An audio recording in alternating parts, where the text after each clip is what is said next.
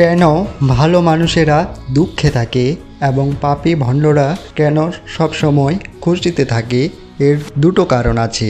দুটো কারণেই আজ আমি আপনাদের বলবো। একটি শহরে একজন অসুস্থ মহিলা বাস করত। তার 3টি ছোট ছোট মেয়ে ছিল।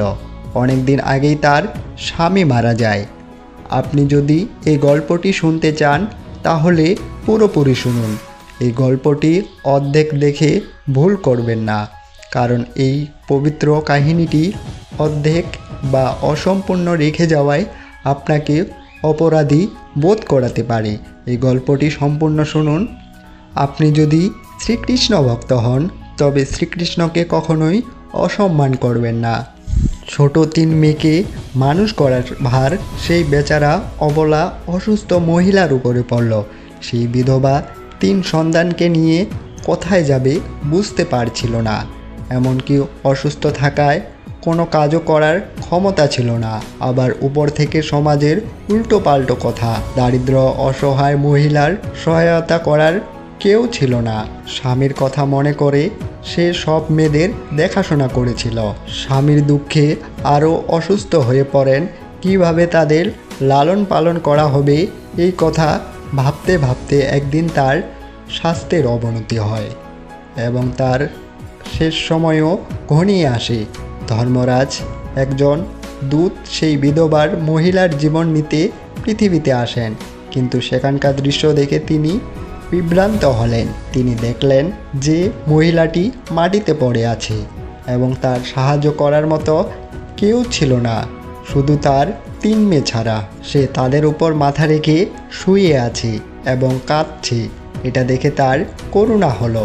সেই মেয়েরা কাঁদতে কাঁদতে তাদের মাকে জাগাচ্ছে। তখন দেবদূত ভাবলেন যে তার বাবা ইতিমধ্যেই মারা গেছে। আমি যদি এই মহিলার জীবন নেই তাহলে এই মেয়েরা তার উপরে ভরসা করবে, কে তাদের দেখভাল করবে। এই ভেবে দেবদূত সেই মহিলার প্রাণ না নিয়ে ফিরে আসেন। ধর্মরাজ বলে, তুমি ওই মহিলার প্রাণ নিতে গিয়েছিলে, তাহলে খালি হাতে এলে কিভাবে? তখন দেবদূত বললেন, হে প্রভু, আমার ভুলগুলি ক্ষমা করুন। আমি চাইলেও সেই মহিলার জীবন আনতে পারিনি। যদি আমার জায়গায় আপনিও থাকতেন তাহলে খালি হাতেই ফিরতেন। আমি সেই মহিলার কন্যাদের দুঃখ দেখতে পারিনি। তারা কেঁদেছিল এবং তাদের মাকে জাগাচ্ছিল। সেখানে তাদের দেখার মতো কেউ ছিল না। আমি যদি সেই মহিলাকে নিয়ে আসতাম তাহলে কে সেই মেয়েদের দেখাশোনা করত, কে তাদের দেখভাল করত? পৃথিবীর মানুষ এতটাই স্বার্থপর হয়ে গেছে যে বিনা কারণে কেউ কারো পাশে এসে দাঁড়ায় না। যদি কেউ সাহায্যও করে তাহলে সেই প্রতিদানের আশা করে বা সারা জীবন নিজের অহংকারে তাদের পায়ের নিচে রাখতে চায়। দেবদূত বললেন, হে প্রভু, এই মহিলাকে আরও কিছু সময় দেওয়া উচিত, যাতে সে তার মেয়েদের লালন পালন করে বড় করতে পারে। দেবদূতের কথা শুনে ধর্মরাজ তাকে ধমক দিয়ে বললেন, আরে মূর্খ, ঈশ্বরের বানানো এই সৃষ্টিতে না কেউ এক মুহূর্ত কমাতে পারে না কেউ বাড়াতে পারে। সময়ের আগে কেউ তাকে জীবন দিতে পারে না এবং তাকে অকালে হত্যাও করতে পারে না। ঈশ্বর যা করেন তিনি সবার মঙ্গলের জন্যই করেন। তুমি কি সৃষ্টিকর্তার নিয়ম পরিবর্তন করার? তুমি সেই মহিলাকে না এনে ঈশ্বরের নিয়ম লঙ্ঘন করেছ। তুমি বড় অপরাধ করেছ, তাই তোমাকে এর পরিণতি ভোগ করতেই হবে। যেই পৃথিবীর মানুষের জন্য তোমার স্নেহ মায়া মমতা আছে, সেই পৃথিবীতেই মানুষ হয়ে তুমি তোমার পাপ বহন করবে। দেবদূত বললেন, হে প্রভু, কবে কিভাবে আমি পৃথিবী থেকে রক্ষা পাব? ধর্মরাজ বললেন, পৃথিবীতে তুমি যাওয়ার পর তোমার মূর্খতা দেখে 3 বার হাসবে, সেই সময়ই কেবল তুমি উদ্ধার পাবে। এই বলে ধর্মরাজ সেই দেবদূতকে পৃথিবীতে পাঠিয়ে দিল। দেবদূত মানুষ হয়ে পৃথিবীতে এলো। তার শরীরে কোনো কাপড় ছিল না। পৃথিবীর লোকের একটা নিয়ম রয়েছে যে একজন মানুষ যখন জন্ম নেয় তখন সে উলঙ্গ অবস্থাতেই জন্ম নেয়। দেবদূত কোনো জন্ম নেয়নি, কিন্তু সে রাস্তার পাশে উলঙ্গ অবস্থাতেই শুয়েছিল। ঠান্ডায় কাঁপছিল। সেই সময় সেই রাস্তা দিয়ে একজন মুচি যাচ্ছিল। ওই মুচি তার বাচ্চার জন্য শীতের পোশাক কিনতে যাচ্ছিল। পথের মধ্যে এক উলঙ্গ লোককে ঠান্ডায় কাঁপতে দেখে মুচির করুণা হলো। তিনি তার সন্তানের জন্য কাপড় তো কিনলই না, উল্টে ওই দেবদূতের জন্য কাপড় এবং কম্বল কিনলেন। এই কাপড় এনে সেই দেবদূতকে দিলেন। দেবদূত বললেন, ভাই, আপনি আমাকে কাপড় দিয়ে অনেক বড় উপকার করেছেন, কিন্তু আমাকে কাপড় দিয়ে তো আপনি আমাকে ঠান্ডা থেকে রক্ষা করলেন, কিন্তু আমার তো না আছে কোনো ঘর, না তো কোনো পরিবার, খাবার কোথায় পাবো তা জানি না। তখন মুচি বলল, হে ভাই, আমার বাড়িতে চলো, আমি আপনার যাবতীয় খরচ তুলে নেব। এবং সেই মুচি দেবদূতকে নিয়ে বাড়িতে পৌঁছে গেল। ও পাশে মুচির স্ত্রী দেখলেন তার স্বামী তো বাচ্চার জন্য কাপড় আনতে গিয়েছিল, তিনি কোনো জামা কাপড় নিয়ে আসেননি, উল্টে বাড়িতে একজনকে ডেকে এনেছে। স্ত্রী তার স্বামীর সাথে ঝগড়া শুরু করে এবং তাকে গালিগালাজ করতে থাকে। এটা দেখে দেবদূত উচ্চস্বরে হেসে উঠলেন। মুচি জিজ্ঞাসা করল, আরে ভাই, হাসতেছেন কেন? কি এমন দেখলেন যে হাসতেছেন?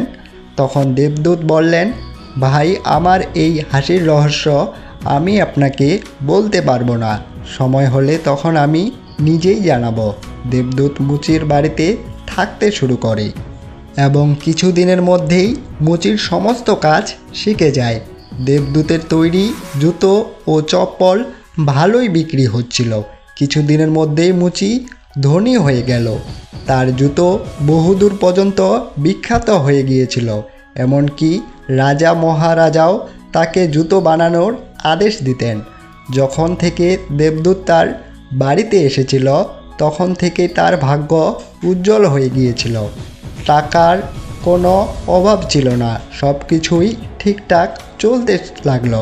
একদিন হঠাৎ একটা রাজার সৈন্য চামড়া নিয়ে মুচির কাছে এলো এবং বললেন, দেখো, আমাদের রাজার এই চামড়ারই জুতা পরতে চান, এই চামড়া খুবই মূল্যবান, তাই এক জোড়ো জুতো সঠিকভাবে প্রস্তুত করো এবং এই চামড়া যেন একটুও নষ্ট না হয়। এই কথাটা ভালোভাবে মাথায় রেখো যে এই চামড়া দিয়ে শুধুমাত্র জুতোই বানাবে, ভুল করেও তা চপ্পল তৈরি করবে না। এই বলে রাজার সৈন্য চামড়া দিয়ে চলে গেল। অন্যদিকে মুচিও দেবদূতকে বুঝিয়ে বলল, দেখো, এটা রাজার কথা, এতে যেন কোনো ভুল না হয়, চামড়াও কম আছে, তাই চামড়া যেন নষ্ট না হয়। জুতোর কথা যদি বলে থাকে তাহলে জুতোই বানাবে, চপ্পল ভুল করেও তৈরি করবে না, তাহলে রাজা আমাদের জটিল থেকে জটিলতর শাস্তি দেবে। মুচি এত বোঝানোর পরেও দেবদূত চামড়ার চপ্পলই তৈরি করলো। চপ্পল দেখে মুচির বুক ফেটে উঠল। মুচি দেবদূতকে বকাঝকা করতে লাগলো, এমনকি লাঠি দিয়েও তাকে মারতে ছুটে যায়। সে বলল, ওরে মূর্খ, তোকে বারবার বলেছিলাম জুতো বানাতে, তুই কিনা সেই চপ্পলই বানালি। এখন রাজা আমাদের ছাড়বেন না, তুইও মরবি, সাথে আমিও মরব, বাড়ির সকলকে রাজা ফাঁসি দেবে। মুচিকে খুব দুঃখিত দেখে দেবদূত খিলখিল করে হাসতে লাগলো। মুচি বলল, ওরে মূর্খ, কাজ নষ্ট করে এখন হাসতেছিস? আরে দেখ, রাজার সৈনিক জুতো নিতে এসে গেছি। সৈনিক এসে বললেন, হে মুচি ভাই, গতকাল যে চামড়া দিয়ে গিয়েছিলাম সেটা দিয়ে জুতো বানাবে না, চপ্পল বানিয়ে দেবে, কারণ আমাদের রাজা সাহেবের মৃত্যু হয়েছে এবং এখানে প্রথা রয়েছে যে যে ব্যক্তি মারা যায় তাকে চামড়ার চপ্পল পরিয়ে শেষ যাত্রায় নিয়ে যাওয়া হয়। পরদিন 3 মেয়ে ও এক বৃদ্ধ মহিলার সাথে মুচির দোকানে এসে তারা দোকানে এলে তারা 3 জনই বিয়ে করতে চলেছে এবং 3 জনই তাদের জুতোর মাপ দিতে এসেছে। দেবদূত ওই 3টি মেয়েকে চিনতে পারল যে এই 3টি সেই মেয়ে যাদের মাকে না নিয়ে যাওয়ার জন্য দেবদূত আজ এই মানুষ রূপে পৃথিবী লোকে শাস্তি পাচ্ছে এবং এই মেয়েরা এখন অনেক বড় হয়েছে, মনে হচ্ছে তারা ভালো ঘরে বড় হয়েছে। বৃদ্ধা বললেন, হ্যাঁ বাবা, এদের মা ছোটবেলায় চলে গেছে, তাই এদের আমার কাছে রেখেছি। আমার কোটি টাকার সম্পদ আছে এবং দুর্ভাগ্যবশত আমার কেউ নেই, তাই আমি এই 3 মেয়েকে আমার কাছে রেখেছি। আমি এদের ভালোভাবে খাওয়া দাওয়া করিয়ে পড়াশোনা করিয়ে বড় করেছি, আর এখন বিয়ে দিতে যাচ্ছি। মেয়েদের ভাগ্য দেখে মনে মনে ভাবে, ভগবান যা করেন তা ভালোর জন্যই করেন। এই সময় যদি তাদের মা মারা না যেতেন তাহলে এরা অনাহারে ও দারিদ্রতার মধ্যে পড়ে থাকত। মায়ের মৃত্যুর পর আজ এই 3 মেয়েই অনেক ধনী পরিবারের পুত্রবধূ হতে চলেছে, আর এই বৃদ্ধার কোটি টাকার সম্পত্তির মালিক হয়েছে। এই 3 মেয়ে এইসব দেখে দেবদূত তার আগের করা মূর্খতার কথা ভেবে জোরে জোরে হাসতে লাগলো। মুচি জিজ্ঞাসা করল, তুমি হাসতেছ কেন? তোমার হাসির কারণ বলল। দেবদূত বললেন মুচিকে, আমি একজন দেবদূত।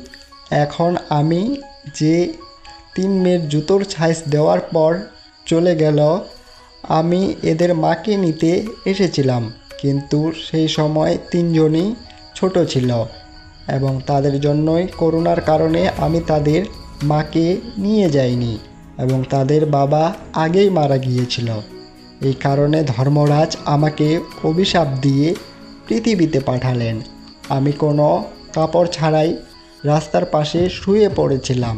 তারপর তুমি আমাকে তোমার ঘরে নিয়ে এলে। সেই সময় তোমার স্ত্রী তোমার সাথে অনেক ঝগড়া করেছিল, কারণ তুমি তোমার বাচ্চা জামা কাপড়ের টাকা দিয়ে আমার জন্য কম্বল এবং কাপড় কিনেছিলে। সেই সময় প্রথমবার তোমার বউয়ের বোকামি দেখে খুব হেসেছিলাম, কারণ তোমার স্ত্রীর লাভ দেখতে পাচ্ছিল না, যা আমার আসার পর তোমার বাড়িতে ঘুরতে যাচ্ছিল। কিন্তু দ্বিতীয়বার যখন হাসি এলো, যখন রাজার জুতা না বানিয়ে রাজার চপ্পল বানিয়েছিলাম, আর তুমি তখন লাঠি নিয়ে আমার পিছনে ছুটেছিলে। তখন তুমি রাজার কথা ভেবেছিলে, কিন্তু তুমি তা জানতে না যে রাজার সাথে কী ঘটনা ঘটতে চলেছে, যার কারণে রাজার জুতার চেয়ে চপ্পলের বেশি প্রয়োজন ছিল। অনেক সময় এমনটা হয় যে আমরা যা দেখতে পাই না এবং যা চোখের সামনে ঘটতে চলেছে তা দেখে চিন্তা করে দুঃখিত হই। কখনো কখনো ঈশ্বর আমাদের ভালোর জন্যই আমাদের খারাপ করে থাকে, কিন্তু সেই সব দেখে আমরা ঈশ্বরের উপরে রেগে যাই, কিন্তু আমরা আমাদের ভালো দেখতে পাই না যা ভবিষ্যতে ঘটতে চলেছে। কখনো কখনো আমাদের বর্তমানে ভালো কিছু হলে তার নিয়ে খুব খুশি হই, কিন্তু ভবিষ্যতে কী ঘটতে চলেছে তা আমরা দেখতে পাই না। আমাদের সাথে ভালো এবং খারাপ 2 ধরনেরই ঘটনা ঘটে থাকে। তবে আমাদের সর্বদা এই সম্পর্কে চিন্তা করা উচিত যে ভগবান যা করবেন তা ভালোর জন্যই করবেন। এই কথা মনে করে আমাদের এগিয়ে যাওয়া উচিত। ভালো লোকেরা এই কারণে দুঃখী থাকে, কারণ ভালো লোকদের সাথে পরে ভালো কিছু ঘটতে পারে। এবং দ্বিতীয় কারণ হলো যে ভালো লোকেরা সর্বদা ঈশ্বরের সাথে সংযুক্ত থাকে এবং তাদের জন্য ঈশ্বরের সাথে সংযুক্ত থাকা খুবই প্রয়োজন, যাতে তারা কষ্ট থেকে মুক্তি পেতে পারে। সবশেষে দেবদূত মুচিকে সব কিছু বুঝিয়ে ধর্মরাজের কাছে ফিরে গেল। এই ভিডিওটি বলার সময় যদি কোনো ভুল হয়ে থাকে তাহলে আমি ক্ষমা প্রার্থী। আশা করি আপনাদের সবার কাছে এই ভিডিওটি ভালো লেগেছে। ভিডিওটি ভালো লাগলে ভিডিওটিতে একটি লাইক করুন। যদি আপনি শ্রীকৃষ্ণের ভক্ত হন তাহলে কমেন্টে অবশ্যই জয় শ্রীকৃষ্ণ লিখুন এবং চ্যানেলটিকে সাবস্ক্রাইব করে আমাদের পাশেই থাকুন। দেখা হচ্ছে পরবর্তী ভিডিওটিতে। আপনারা সবাই ভালো থাকবেন। ধন্যবাদ। হরে কৃষ্ণ।